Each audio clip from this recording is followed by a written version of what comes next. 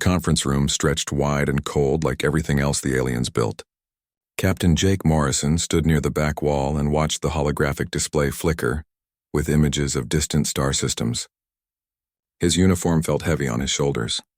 3 years he had worn it in space, and 3 years he had learned that humans were not welcome here. Ambassador Claire Watson sat at the long table surrounded by creatures that looked down on her. The Vrax delegation took up the left side with their scaled bodies and yellow eyes that never blinked. On the right sat the Chithra, insect-like beings that clicked and buzzed when they spoke. Behind them were dozens of other species, all older than humanity, all more powerful, all certain of their place in the galaxy. Claire was speaking about mining rights. Her voice carried across the chamber, but Morrison could tell nobody was really listening. The Vrax commander kept looking at his datapad. The Chithra queen cleaned her mandibles with a foreleg. A delegate from the Thorn Collective actually got up and left mid-sentence. Morrison felt his jaw tighten. Lieutenant Danny Price stood beside him, and Morrison heard the young officer take a sharp breath. They both knew what was coming. The vote would not go their way. It never did. The Keltar Accord was a fancy name for theft. Under its terms, humanity would lose access to the mineral-rich asteroids in the outer reach sectors. Those rocks contained rare elements that Earth needed desperately. The colonies depended on them. The economy depended on them. But the Council had decided that humans did not deserve such valuable resources. Claire finished her speech and sat down. The Vrax commander did not even wait a full minute before calling for the vote. The holographic display showed the results in real time. Green lights for yes, red lights for no. The board lit up like a sick Christmas tree, almost entirely green. Morrison watched Claire's shoulders drop. She had prepared for weeks. She had made every argument, cited every law, appealed to every sense of fairness she could find. None of it mattered. The Chithra queen spoke next, and her words were translated into human language by the computer. The human delegation protests too much. Resources must flow to those who can use them efficiently. Humanity wastes materials on sentiment and comfort. This is why you remain weak. Several delegates made sounds of agreement. The Vrax commander added his own thoughts. Your species cries over individual losses. You hold ceremonies for the dead. You value feelings over function. These are the traits of children, not spacefaring civilizations. Morrison wanted to walk down there and say something. He wanted to tell them that caring about people was not weakness. But he was military, not diplomatic, and this was not his fight to have. Not yet. The session ended, and Claire gathered her materials slowly. Morrison made his way through the crowd to reach her. She looked tired in a way that went deeper than lack of sleep. They don't even see us as real competitors, she said quietly. We're just an inconvenience to them. Morrison nodded. The Horizon's Edge is ready to depart when you are, Ambassador. They walked through the station corridors together. Other species moved past them, some barely acknowledging their presence. A group of Vrax officers laughed at something as they passed. Morrison caught enough of their language to understand they were making jokes about human weakness. Back on the ship, Morrison called his senior staff to the briefing room. Danny Price arrived first, followed by Lieutenant Julie Patterson from Engineering and Commander Lisa Hayes, who handled tactical operations. They all looked as frustrated as Morrison felt. 6 months, Morrison told them. That's how long we have before the Accord takes effect. After that, we lose everything in the outer reach. Julie slammed her hand on the table. This is garbage and everyone knows it. The Council just wants to punish us for being different. They think we're soft, Lisa added. Too emotional. Too attached to individual lives. In their eyes, that makes us inferior. Danny spoke up from his seat. Are we just going to accept this? There has to be something we can do. Morrison looked at each of them. Earth Command is not ordering military action. They're not even considering it. We don't have the numbers or the firepower to challenge the Council. What we do have is time to prepare. Prepare for what? Julie asked. For the moment when they realize they were wrong about us, Morrison said. The Council thinks our compassion is weakness. They think caring about every single person is inefficient, but they've never actually tested that theory. They've never faced a humanity that stops trying to be what they want and just becomes what we are. Lisa raised an eyebrow. That sounds like you're planning something. Morrison shook his head. I'm not planning anything. I'm just saying that sooner or later, there will be a situation where being human matters, where caring about people matters, And when that happens, we need to be ready to show them what we're really capable of. The meeting continued for another hour as they discussed logistics and preparations. But Morrison's mind kept going back to the council chambers, to the casual dismissal in the alien voices, to the certainty they had that humans were nothing special. Later that night, Morrison sat alone in his quarters and recorded a message to his sister back on Earth. Katie worked as a teacher in Seattle and she always wanted to hear about space. He told her about the vote and the accord and the way the aliens treated them. "They don't understand us, Katie," he said to the camera. "They look at humans and see weakness because we cry at funerals and we fight to save every single person. They've optimized themselves for efficiency, for logic, for cold calculation, and maybe that works for them. But I keep thinking about what Dad used to say. Remember? He said the measure of a person isn't how strong they are when everything is easy. It's what they do when things are impossible and they do it anyway because it's right." He paused and smiled a little. "I think humanity is about to teach the galaxy that lesson. I don't know when or how, but I can feel it coming. These aliens are so sure they're better than us, so confident that their way is the only way.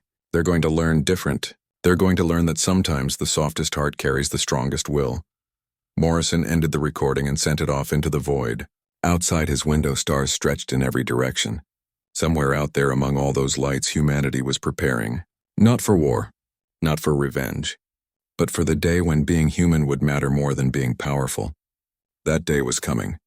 Morrison could feel it in his bones. Dr. Helen Carter stared at the data streaming across her screen and felt her heart beat faster. 5 years of research were finally coming together in ways that even she had not fully expected. The laboratory aboard Terra Station hummed with quiet activity as her team worked through the night. Outside the windows, Earth hung like a blue marble against the darkness of space. Kyle Jensen brought her another cup of coffee and set it down beside her keyboard. He was young and eager, and had been with the project since the beginning.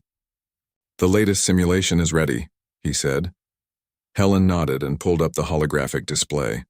The image showed 2 scenarios side by side, both depicting battlefield situations. On the left, a Vrak soldier discovered a wounded comrade trapped under debris.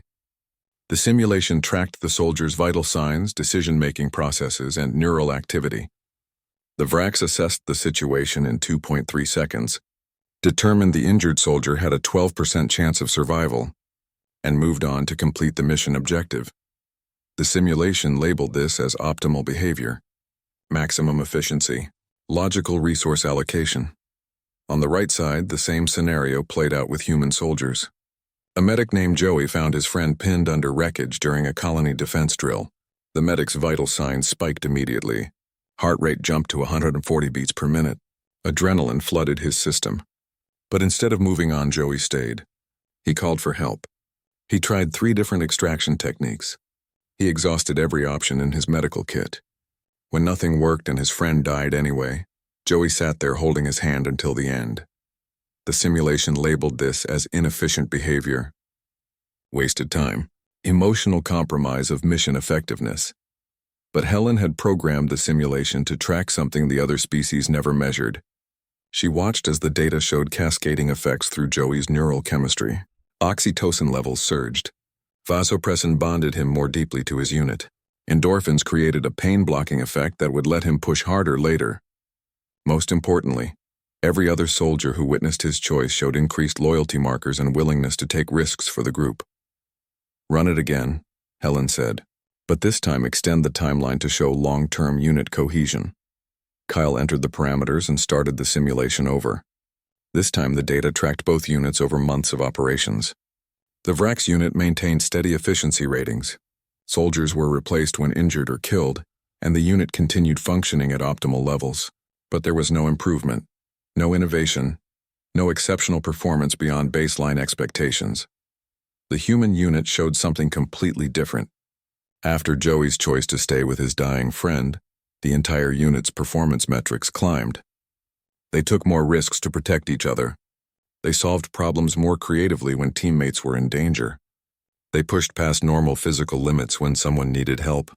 3 months after the incident, that unit was performing at 340% of baseline expectations. "This is what they don't understand," Helen said softly. "Every species in the Council has optimized for either individual survival or hive efficiency. The Vraks value personal achievement and strength. The Chithra value the collective above any single member. But humans optimized for something else entirely. We optimized for connection. Commander Lisa Hayes entered the lab and walked over to observe the simulation. She had been assigned as military liaison to Helen's research project. "You're saying our emotions are actually an advantage?" she asked. Helen turned to face her. "I'm saying they're a weapon the galaxy has never encountered. Look at this." She pulled up another data set. When a Vrax loses a battle companion, their combat effectiveness drops by 8% for approximately 48 hours, then returns to normal. When a Chithra loses a hive member, the collective adjusts resource allocation and continues. But when a human loses someone they care about, something different happens. The display showed human stress responses, grief patterns, and recovery timelines. "Initially, performance drops severely," Helen explained. "Grief hits us hard. But then look what happens next. Humans come back stronger. They fight harder. They refuse to let others suffer the same loss. Grief doesn't weaken us in the long term. It makes us absolutely relentless." Lisa leaned closer to the screen. "The council thinks we're weak because we cry at funerals. They've never considered that maybe we cry at funerals because we loved so deeply," Helen said. "And that depth of connection is what makes us dangerous. We'll throw ourselves into fire for strangers. We'll risk everything for one person when logic says to let them go. The galaxy thinks this makes us weak, but they've never faced an enemy that simply refuses to let their people fall." Over the next few weeks, Helen and her team compiled everything into a comprehensive document. They called it the Human Factor Analysis. It detailed every way that human emotional responses created tactical and strategic advantages, the ability to form deep bonds with other species, the tendency to innovate desperately when someone was in danger, the absolute refusal to abandon people even when mathematics said it was impossible to save them.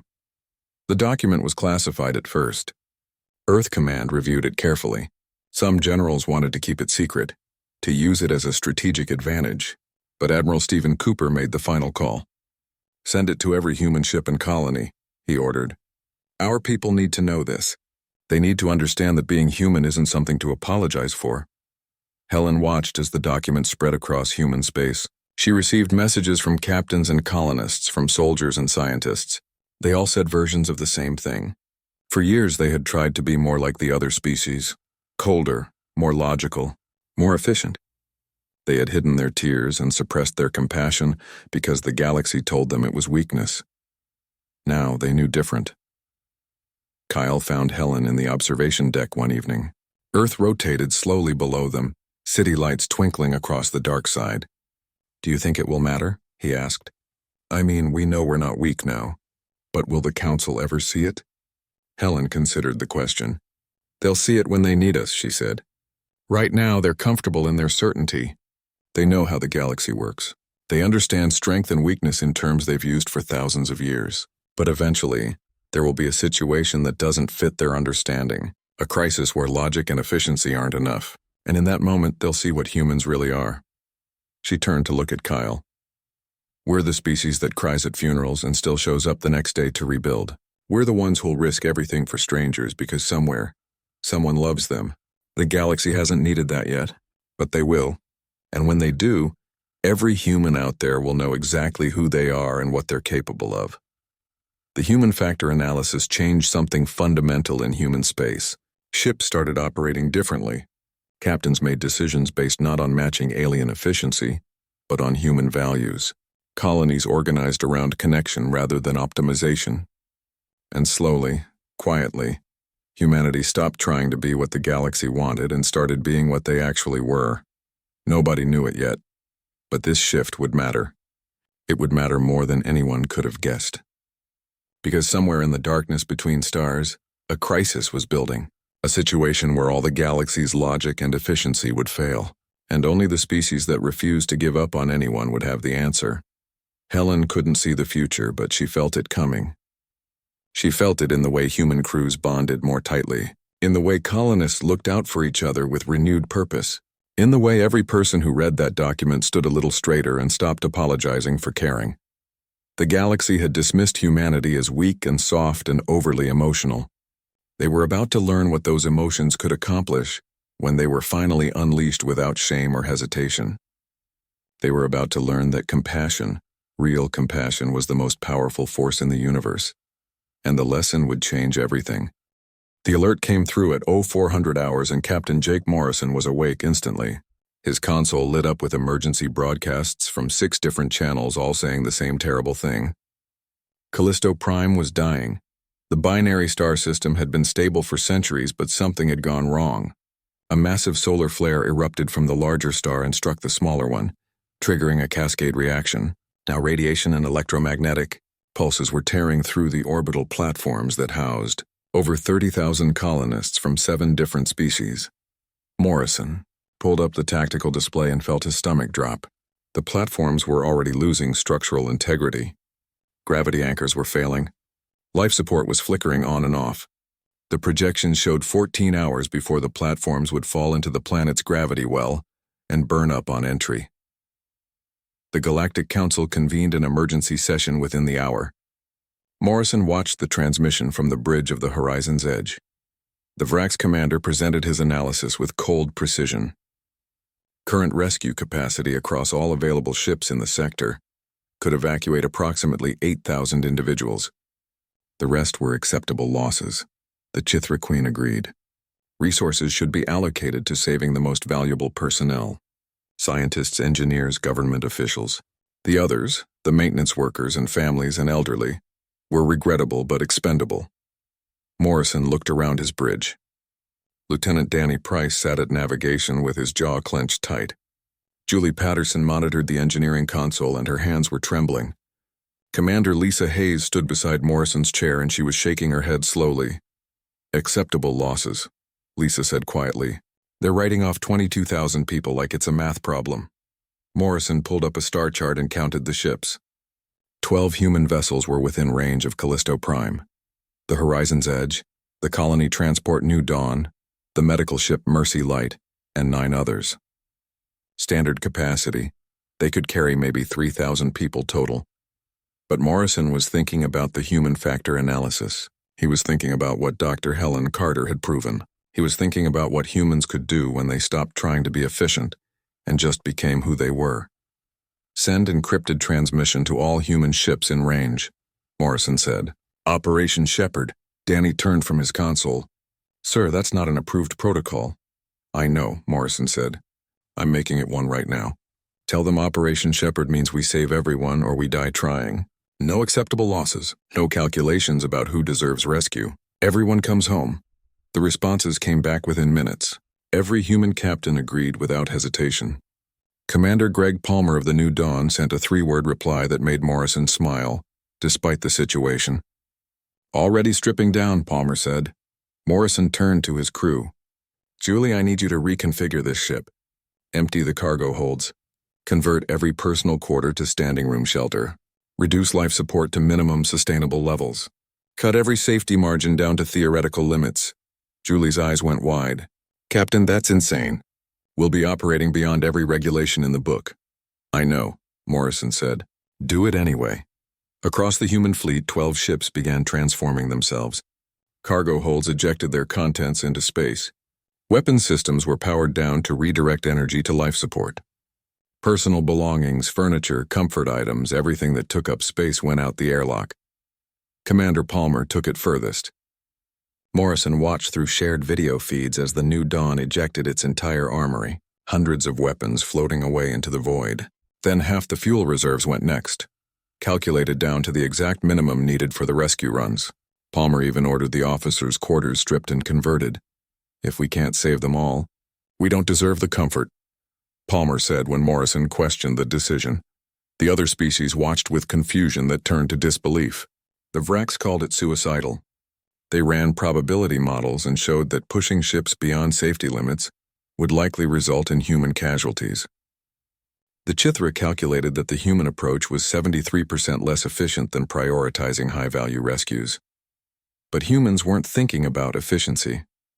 They were thinking about the 30,000 people on those platforms who were watching their clocks count down to death. Morrison took the Horizon's Edge in for the first run. The orbital platforms were worse than the initial reports suggested. Sections were already breaking apart. Fires burned in areas where oxygen was leaking. People crowded near the docking ports, and Morrison could see the fear on their faces through the external cameras. "Danny, bring us in close," Morrison ordered. "Julie, I want life support ready for maximum load." They docked and opened the airlocks. People flooded in, all different species, all terrified. Morrison's crew guided them into converted cargo holds where they would stand pressed together for hours.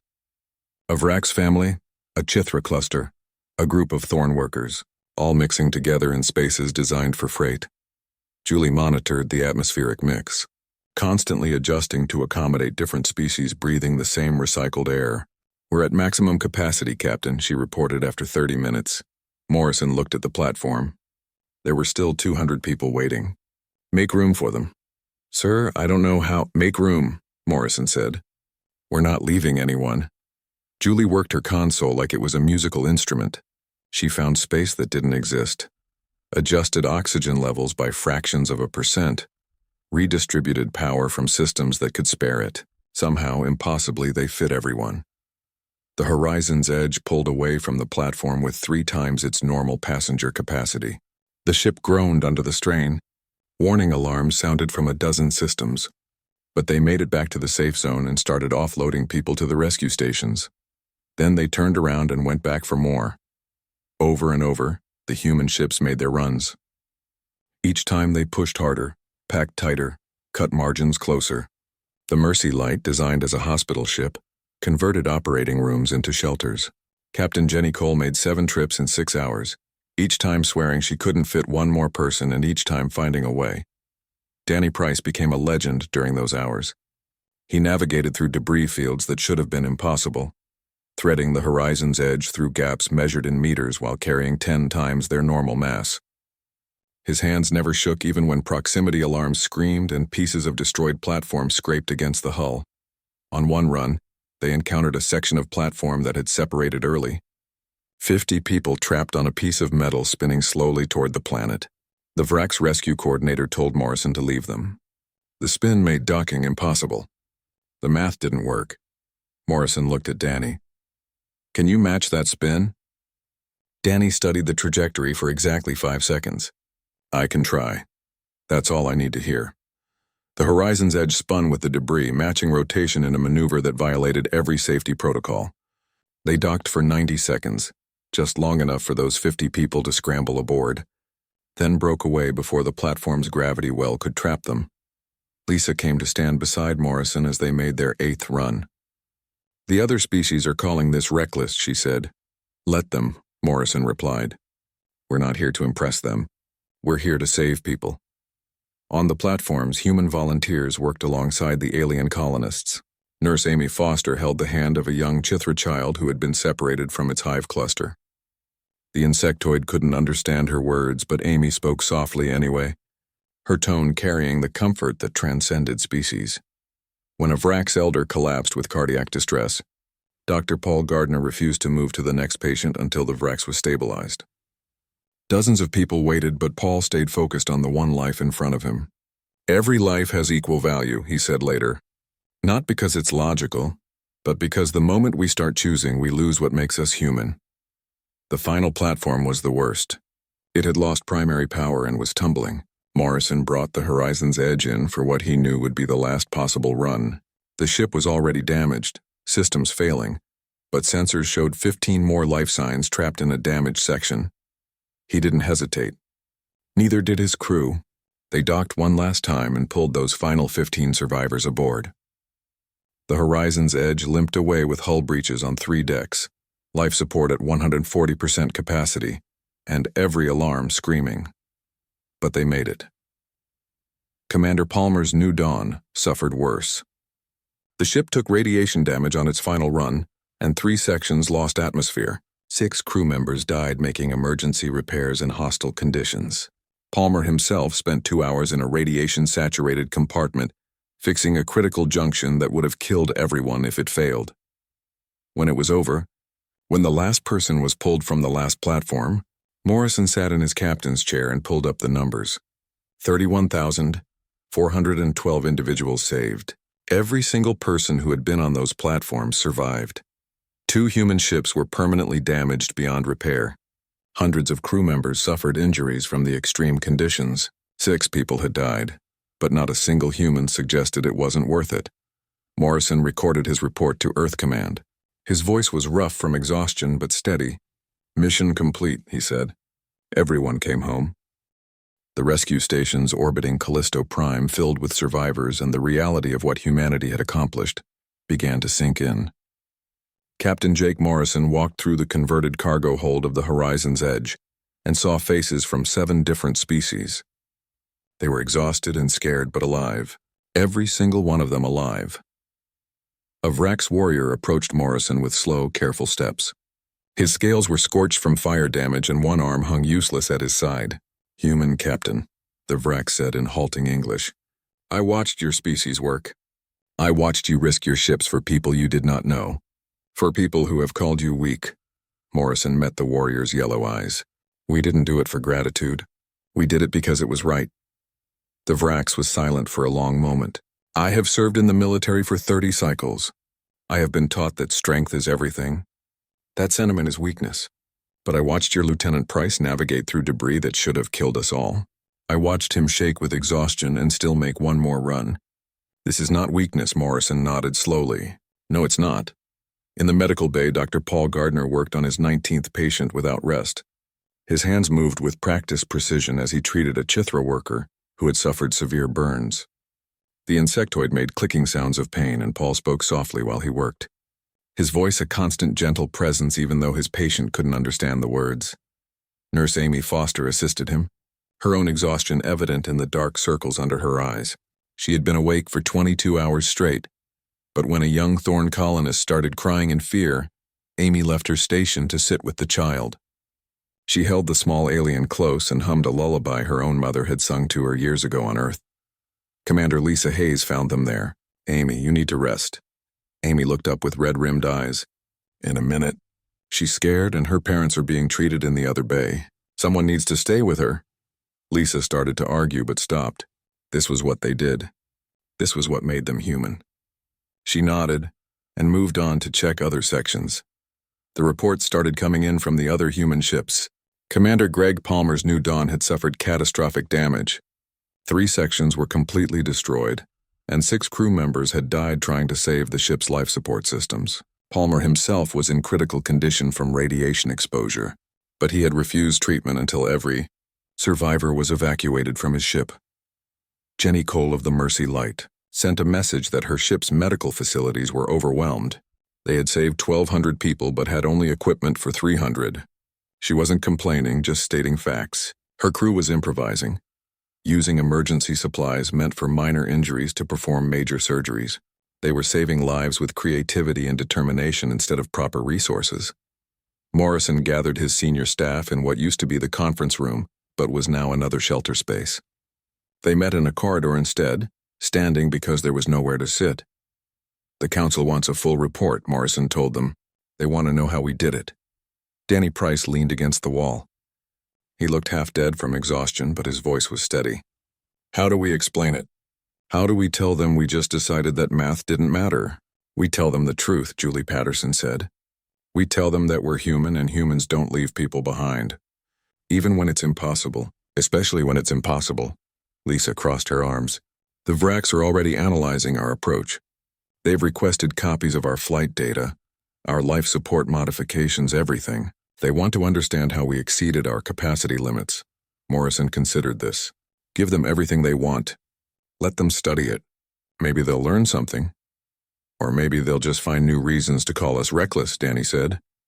"Let them," Morrison replied. "We know what we did here.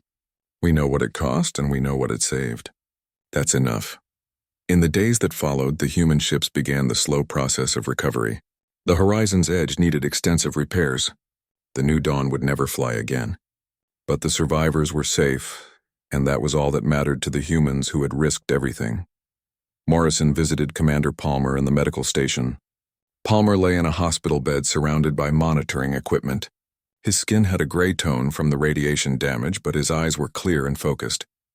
"My daughter sent me a message," Palmer said quietly. "Little Lucy, she's 7. She told me she was proud of her daddy for helping people." Morrison pulled up a chair. "You saved hundreds of lives, Greg. She has every right to be proud." Palmer shook his head slightly. I was thinking about what the Vrax commander said before all this, about how we value feelings over function, about how we're weak because we cry at funerals. He paused and took a careful breath. I lost 6 crew members. People I knew. People who had families waiting for them. And you know what? I did cry. I cried for every one of them. But I'd do it again tomorrow if it meant saving those people. That's not weakness, Morrison said firmly. That's exactly what makes us strong. Across the rescue station, similar conversations were happening. Survivors sought out their human rescuers to express gratitude in ways their species rarely did. A Chithra hive sent a formal message of appreciation that was unprecedented in their culture. Thorn workers created a memorial for the 6 humans who had died, something they traditionally only did for their own kind. But the most profound change was happening in the Vrax delegation. 3 warriors, including the one Morrison had spoken to, requested permission to observe human operations. They wanted to understand how sentiment could create such effective action. Morrison approved the request and assigned Danny Price to show them around. Danny was reluctant at first, but he took the 3 Vrax through the ship and explained their procedures. He showed them how the crew worked together, how they pushed past normal limits for each other, how they refused to give up on anyone. One Vrax asked about the memorial wall in the crew quarters. It showed images of the 6 who had died along with handwritten notes from the crew. Why do you display your losses? The Vrax asked. Does it not harm morale to be constantly reminded of death? Danny touched one of the photos gently. We don't see it as harm. We see it as remembering why we do this. These 6 people died saving others. That's not something to hide. That's something to honor. The Vrax studied the wall in silence. Then, unexpectedly, he placed his clawed hand next to Danny's on the photo. I begin to understand, he said slowly. You do not see death as failure. You see it as sacrifice, and sacrifice given meaning is not weakness. Now you're starting to get it, Danny replied. Julie Patterson worked around the clock to repair the Horizon's Edge. Her engineering team pulled triple shifts and nobody complained.